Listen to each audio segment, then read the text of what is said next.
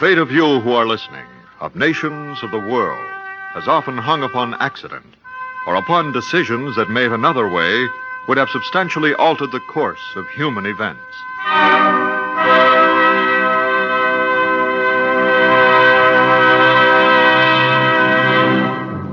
Suppose by a stroke of fate the Spanish Armada had overcome England in 1588. Suppose fate decreed that Dwight D. Eisenhower had decided to retain his command of the ATO and not run for president. Yes, much depends upon a stroke of fate. And tonight we rewrite history as we present a dramatic conception of what might have happened If by a stroke of fate Alexander the Great had lived beyond the age of 32 and continued his conquest of the world. on June 13, 322 B.C., in the ancient city of Babylon in what is now modern Iran. Alexander the Great, aged 32, died of a fever. Alexander began his royal career as king of the Greek state of Macedonia and finished by founding an empire that included most of the known East and some of the West as well, perhaps 2 million square miles of conquered territory. The stroke of fate that changes history tonight is Alexander's recovery from the illness at Babylon that actually proved fatal. The play from then on is historical speculation based on what we know to be Alexander's real intentions. Our story tonight is related by the lady with whom Alexander frequently corresponded during his years of conquest, his mother, Queen Olympias of Macedonia.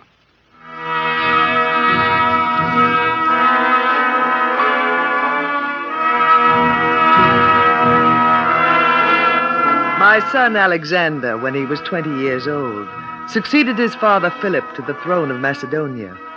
There are those who say that Zeus, king of the gods, is Alexander's father, but I, who should know, say it is Philip. 2 years after becoming king, Alexander crossed the Hellespont into Asia with 40,000 troops, and in 11 years he conquered Phoenicia, Egypt, Palestine, Mesopotamia, and the rest of the great empire of Persia, becoming the great king of Persia after defeating the Persian monarch Darius III. Then he swept from the Caspian Sea to the Hindu Kush mountains of India and continued to conquer much of that land, returning to one of the 4 capitals of Persia, Susa, where, after a great state banquet, 80 of his officers married daughters of noble Medes and Persians, and he himself married Barsina, the elder daughter of Darius, according to the Persian custom, in which the bridegrooms sit in a row and their brides sit next to them. Barsina, I must now speak to our guests. Alexander! My noble friends, to each man who is married today, I make a gift of 10 golden talents. The best way to join Europe with Asia is not by beams, nor rafts, nor by lifeless and unfeeling bonds, but as we do, by the ties of lawful love. And now, I will first marry the lady Barsina. And then each of you in like manner will marry your chosen bride. Barsina, give me your right hand. Here, my Lord King. I take your hand in mine, and kissing you thus, I do now declare you to be my wife.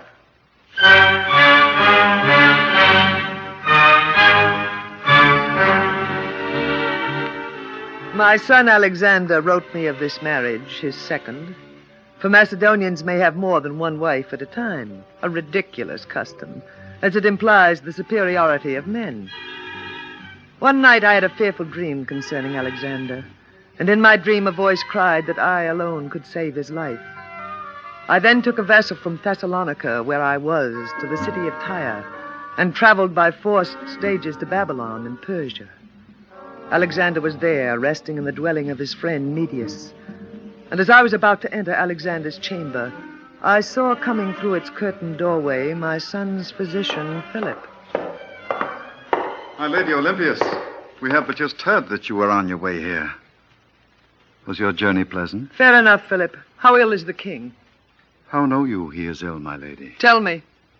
He has a fever which has been aggravated by a drinking bout. He says he will rise tonight and resume his revels. I have warned him. But you know Alexander. I will see to it that he rests. If he does not, his illness may have fatal consequences. Farewell, my Lady Olympias. My son, my noble son. Beloved mother, Is it in truth 11 years since I last saw you? most noble of mothers. How gracious are the gods that they allow me to embrace you while you are yet alive. While I'm yet alive. Honored lady, what do you mean by this? Did I say while you are yet alive? You did? It was but a slip of the tongue, my son. Ah, the tongue that slips betrays the thought it would hide. What do you mean, my mother? You are ill of a fever, Alexander. And you think this fever will kill me? I've been wounded many times on my head and neck at the Battle of Granicus, in the thigh at Issus, in the shoulder at Gaza. My leg was broken in Turkestan. 3 times was I wounded in Afghanistan. And in India, an arrow penetrated my lungs.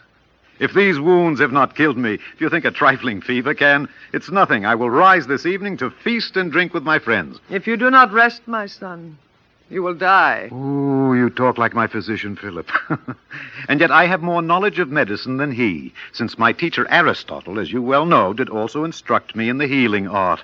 This evening I go to feast. Alexander, why do you think I endured 3 weeks of hard travel to come to you here? I had a dream, my son, in which I saw your throne, the throne of Alexander, but on it sat another. Who? I knew him not. It was a warning from the gods that your life was in danger. And a voice cried in my ear, "Go to your son. Only you can save him." Oh, but no. With so many of my plans for the world yet unfulfilled, my father Zeus would not let me yet die of a little fever. Alexander, let the Greeks call you the son of Zeus or of Hercules. Let the Egyptians name you the son of their great god Amun-Ra. But I am your mother. Let there be no such talk between us. Hero as you are yet mortal. This I swear. Your tongue is as rough as ever, but as truthful. Alexander, heed a mother's plea and rest from this fever. A mother's plea. It is worth more than 1,000 others. I will do as you wish.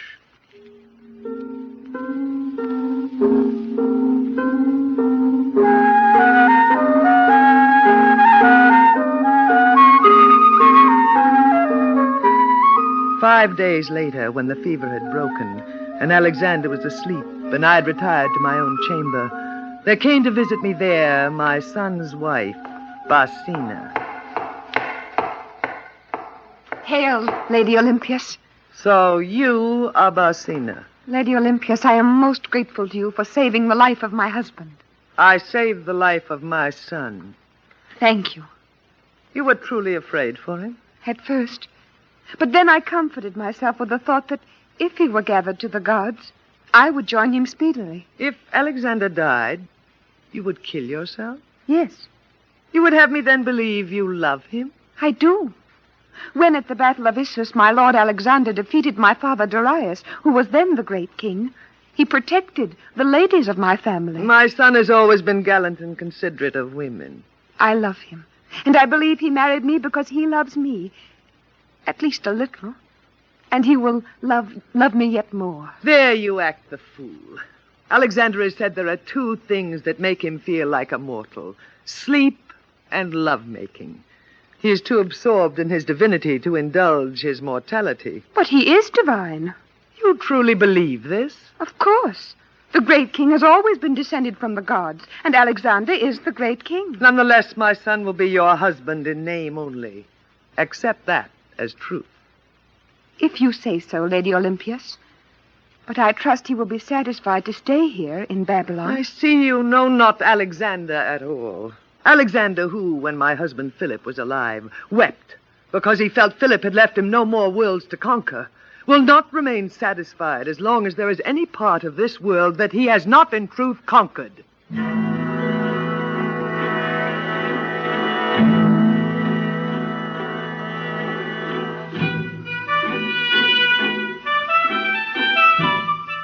Three days later, with Alexander recovered from his fever, he took up his dwelling in the palace, and with Nearchus, his admiral, and Cassandra, one of his generals, was planning his next military campaign. The capture of Carthage. Nearchus, Yes, Alexander? you will be in command of the ships that we will gather at Tyre in Phoenicia. Cassander, you, Ptolemy, and Seleucus will under me command our army that will march from Babylon to Tyre, whence we will all sail against Carthage. For it is the Carthaginian navy that we must first make our own. Alexander, I ask pardon that I must say this. Speak freely, Cassander. Many of our Macedonians say that they are tired of expeditions, wish to remain here in Babylon, and not sail against Carthage. I know. They've fallen victim to Persian ease and luxury.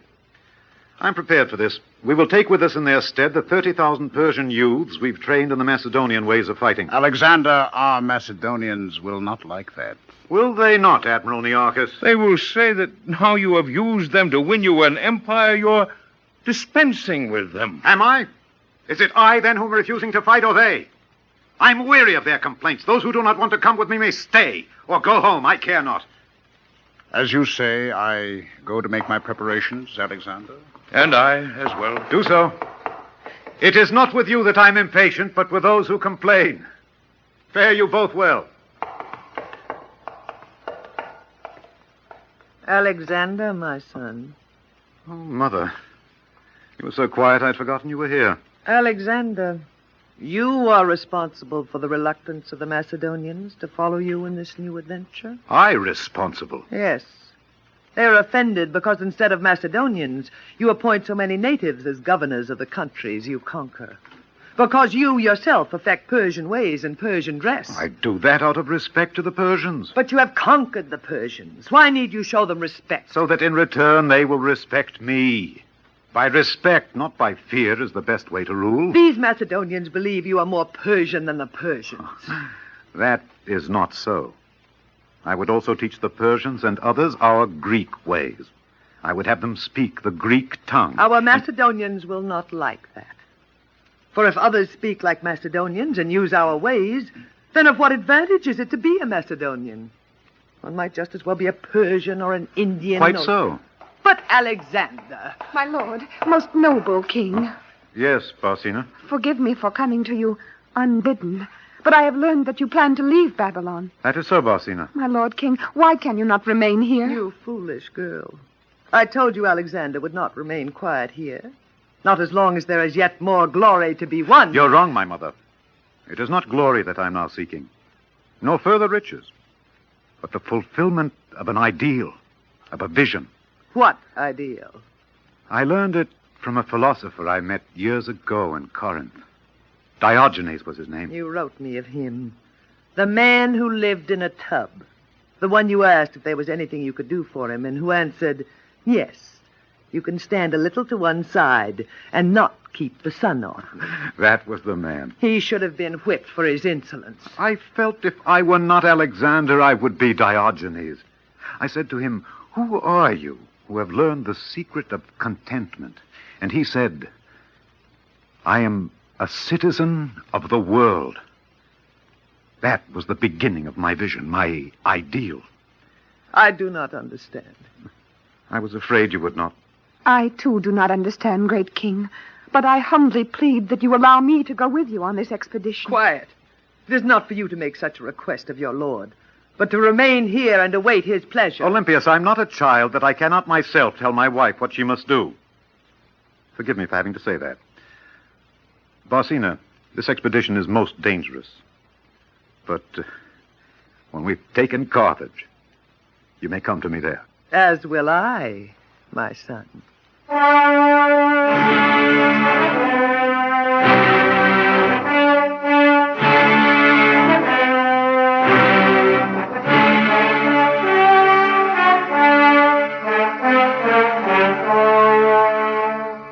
Alexander's fleet, which he gathered at Tyre, defeated the Carthaginian navy, and he took the great city of Carthage.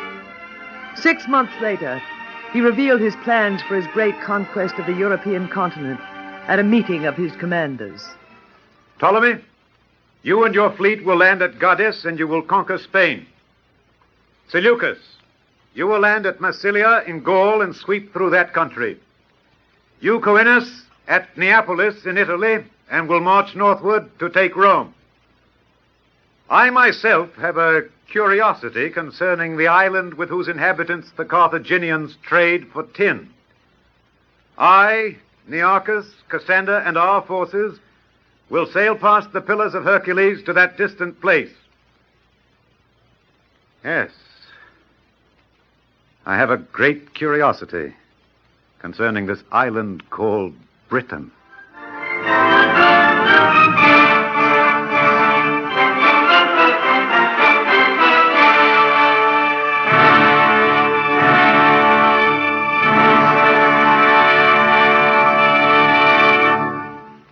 You are listening to What Might Have Happened. If, by a stroke of fate, Alexander the Great had lived beyond the age of 32 and continued his conquest of the world. Our story, as narrated by Olympias, mother of Alexander, has for the most part been speculation based on historical possibility. Historical possibility continues to guide our imagination.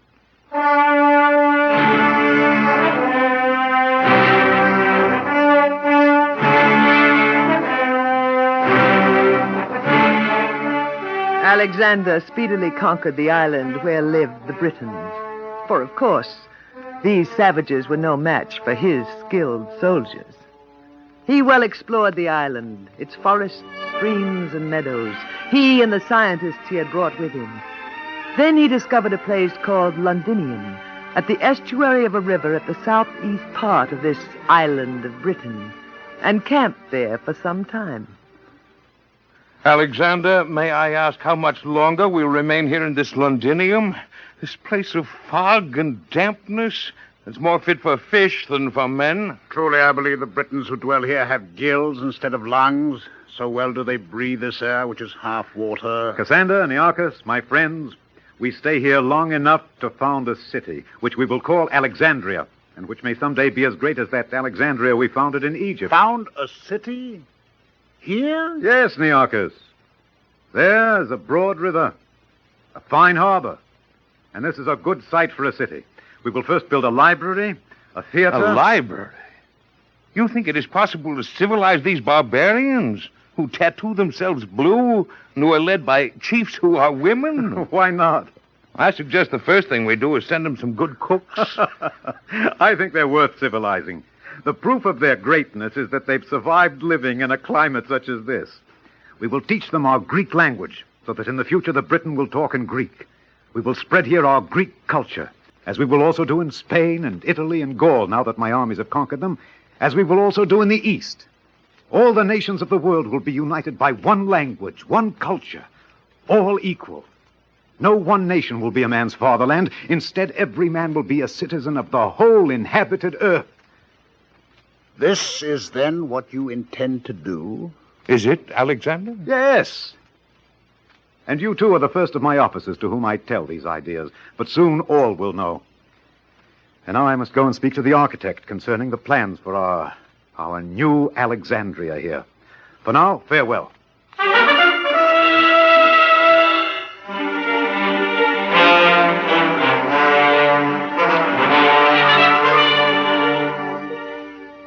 Will you have some wine, Cassander? Yes.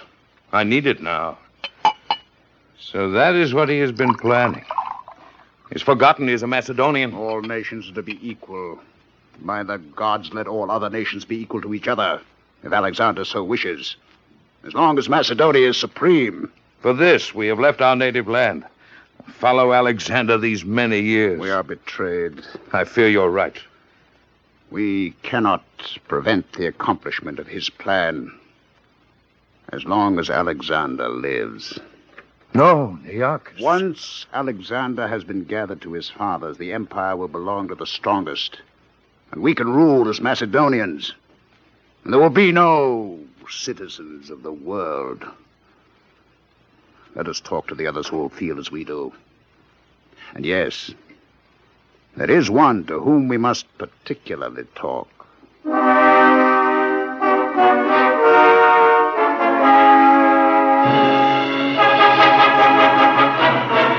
Philip, have you thought on what we have discussed?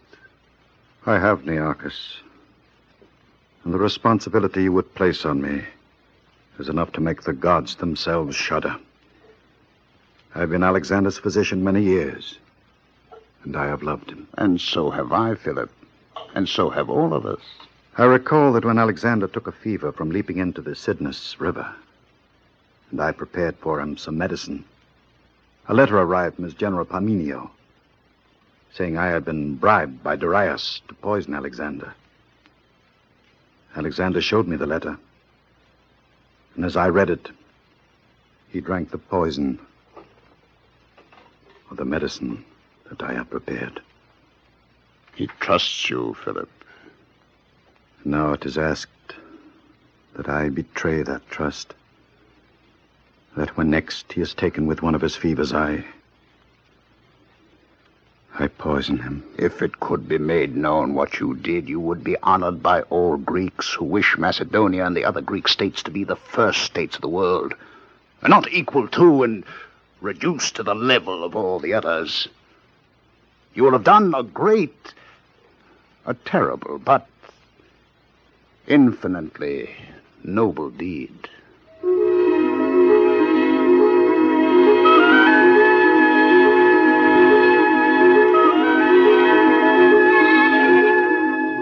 At this time, Barsina and I came to this island of the Britons. She had not been satisfied to stay in Carthage or return to Persia, but had grown pale, mooning over the absence of Alexander. Despite my warnings, this stubborn woman insisted that where Alexander was, there must she be also. So she came to this island and to Londinium, and, of course, I came with her.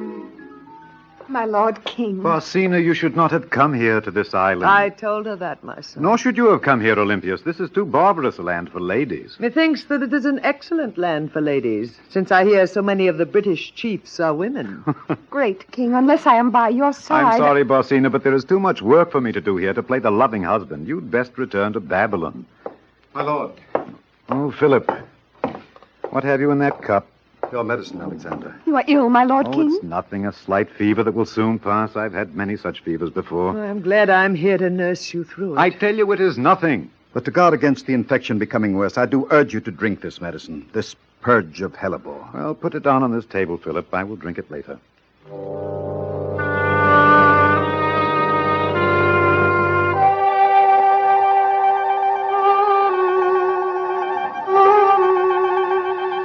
Barsina had no sooner returned to her lodging when she received a visitor.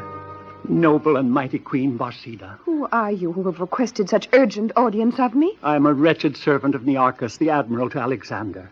Oh, it's dreadful knowledge that I impart. What knowledge? It concerns the very life of the king himself. The life of the king. Speak. I dare not try to approach the king.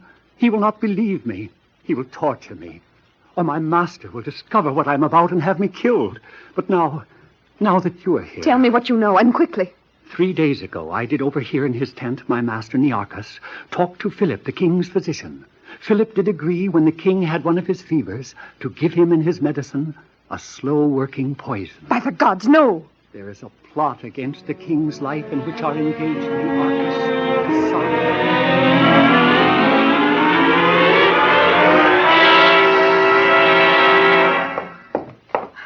My Lord King, Barsina, what do you here? have you yet drunk of the medicine Philip left for you? I have not. Why do you ask? Have you drunk of any medicine since you have had this fever? Why, what has frightened you, Barsina? Have you? No, I have not. Oh, thanks be to the gods. What is the meaning of this? Alexander, your face has a deeper flush. As your physician, I urge you to drink your medicine to relieve your fever. Oh, very well, Philip. My husband, do not drink. Well, why not? Because let Philip drink of it first to discover if it is still potent after standing so long. I will gladly taste of it. Please give me the cup, Alexander. That's not necessary. I'm sure it's still potent. I'll drink it. Do not drink. You do not need medicine. Are you now become a physician, Barsina? No, but let Philip mix you another potion now, afresh. That is not necessary. Well... There is poison in that cup. What? This is a libel upon me, Alexander. Of course. Barsina, leave me. To call this loyal friend a poisoner. I will not leave, my Lord King, unless you spill out that potion and resolve to drink nothing else that Philip prepares for you. Leave or I'll... Give me that cup, Barsina. I will risk drinking this myself. If it is poison, I gladly give my life to save yours. And if it is not, You may kill me if you wish, for libeling your friend. Do not drink, old Barsina. Philip, you drink this medicine. Drain the cup. I will, Alexander.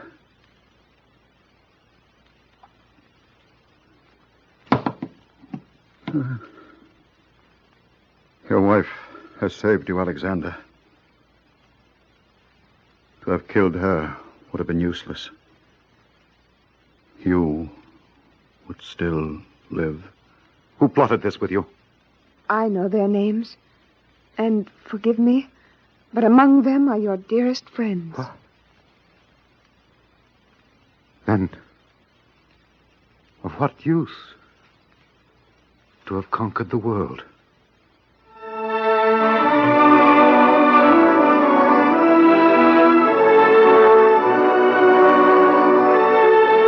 So did Barsina prove she was worthy to be the wife of Alexander and the daughter of Olympias. Nearchus, Cassander, and the others in the plot were executed.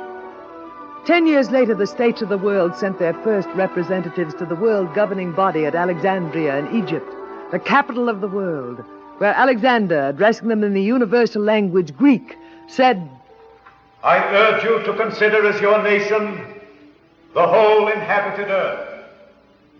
And I pledge myself to render all on earth subject to one law, that of reason, and to one form of government, that of justice. And now may we introduce our eminent history consultant, Dr. Moses Hadas, professor of Greek and Latin at Columbia University. Dr. Hadas. The stroke of fate that saved Alexander's life in tonight's drama, his mother's traveling to Babylon to nurse him through his illness, failed to occur. In reality, he did not take proper medical precautions during this fever and died at the age of 32.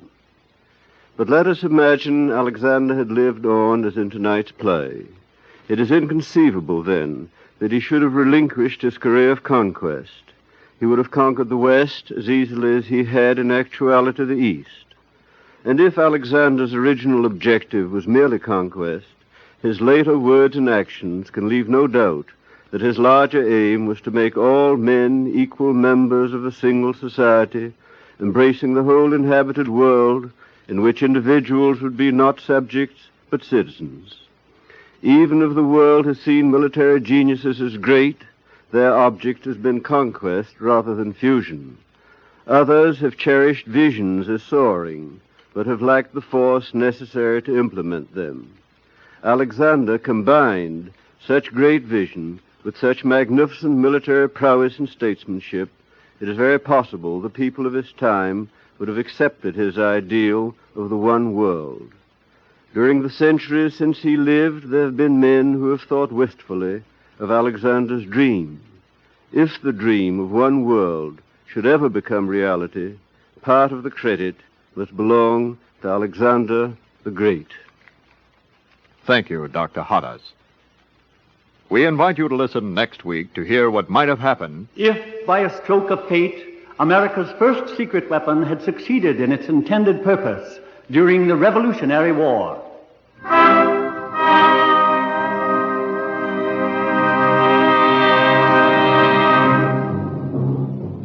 Featured in tonight's Stroke of Fate presentation were Alexander Scorby as Alexander, Anne Seymour as Olympias, and Patricia Wheel as Barsina.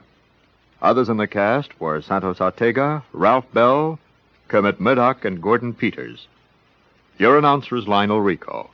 Stroke of Fate is produced by Mort and Lester Lewis, conceived and written by Mort Lewis, and was directed by Fred Way.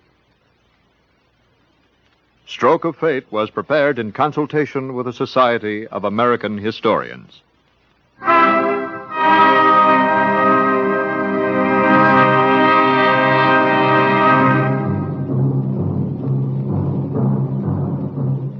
This is the NBC Radio Network.